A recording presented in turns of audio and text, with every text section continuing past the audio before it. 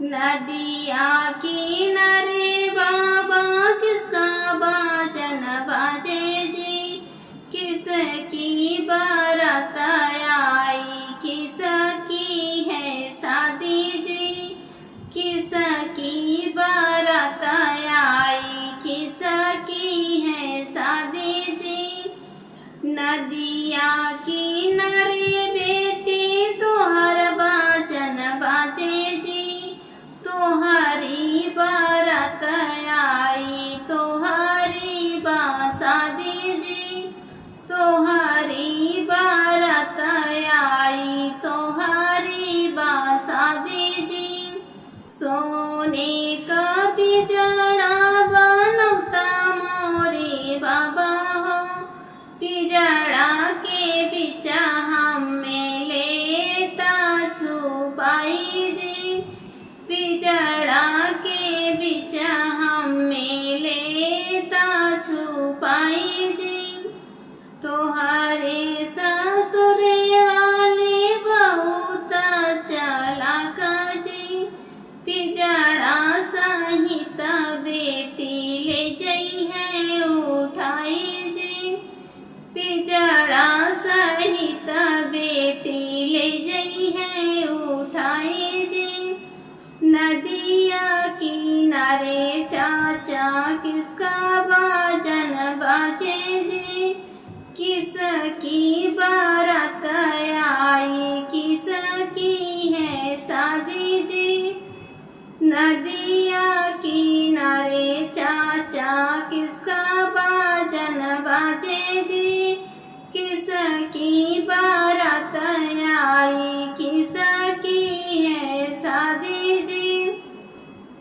नदिया किनारे बेटी तोहर बाजन बाजे जी, तोहरी बारात आई, तोहरी शादी जी, तोहरी बारात आई, तोहरी शादी जी। नामा का पिजड़ा बनवा मोरे चाचा, पिजड़ा के बिच हमें लेता छुपाई हो, पिजड़ा के बिच हमें लेता छुपाई हो। तोहरे ससुर वाले बहुत चालाक जी, पिजड़ा सहित बेटी ले जई है उठाई जी, पिजड़ा सहित बेटी ले जई है उठाई जी।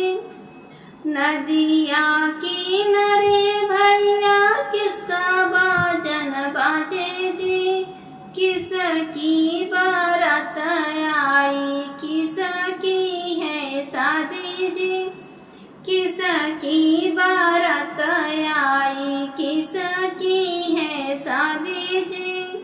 नदिया किनारे बहिनी तोहर बाजन बाजे जी, तोहरी बारात आई, तोहरी शादी जी, तोहरी बारात आई, तोहरी शादी जी।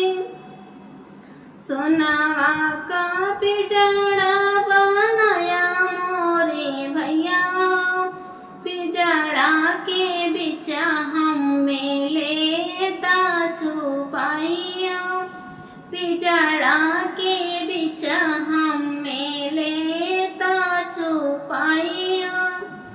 तोहरे ससुर वाले बहुत चालाक हो, पिजड़ा सहित बहिनी ले जई है उठाई हो, पिजड़ा सहित बहिनी ले जई है उठाई हो।